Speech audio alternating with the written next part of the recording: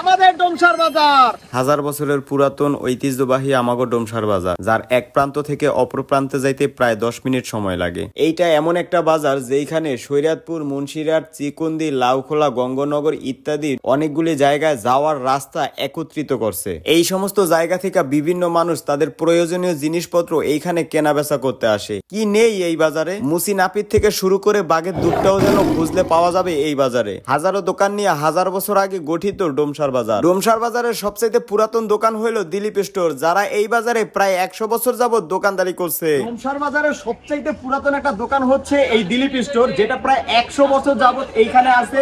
তাহলে বুঝে নেন এই দোকানটা যেহেতু 100 বছর যাবত এইখানে দোকানদারি করতেছে, তাহলে ডোমসার বাজার কত বছরের পুরাতন। ডোমসার বাজারের বেচা কেনার মূল জিনিস হইল মাছ। যেই মাছ কেনার জন্য দূর দূরান্ত থেকে এই বাজারে মানুষ আসে। ডোমসার বাজারে অনেক দূর দূরান্ত থেকে মানুষ আসে শুধুমাত্র মাছ কেনার জন্য, কেননা এইখানে অত্যন্ত কম দামে ভালো মানের মাছ পাওয়া যায়। এছাড়াও এই বাজারে আপনার প্রয়োজনীয় সমস্ত জিনিস খুবই অল্প দামে পেয়ে যাবেন। ডোমসার বাজারের ঐতিহ্যবাহী বেশ কিছু গাছ আছে, যেমন করেই গাছ, বট গাছ, এইটা মেবি আটকিরা গাছ, এরকম অসংখ্য গাছ দিয়ে ভরা এই ডোমসার বাজার। ডোমসার বাজারের এক প্রান্তে রয়েছে জামে মসজিদ, যেখানে মুসলমানরা তাদের ধর্মীয় ইবাদত পালন করে, এবং অপর প্রান্তে রয়েছে কালী মন্দির, যেখানে হিন্দুরা তাদের ধর্মীয় ইবাদত পালন করে। ডোমসার বাজারে বেশ কিছু মিষ্টির দোকান রয়েছে, যেই মিষ্টিগুলি শরীয়তপুরের মধ্যে নাম করা। আমরা সকালে সেই মিষ্টির দোকানে গিয়ে নাস্তা করে নেই, এবং কি এই বাজারে অগণিত চার দোকান আছে, যার মধ্য থেকে আমরা একটা চার দোকানে গিয়ে সকালে চাও খেয়ে নেই। দুধ চা, রং চা সহ নানান পদের চা এই বাজারে পাওয়া যায়। বাজারের ঠিক পাশেই রয়েছে ডোমসার কলেজ, যেখানে দূর দূরান্ত থেকে ছেলেমেয়েরা পড়ালেখা করার জন্য আসে।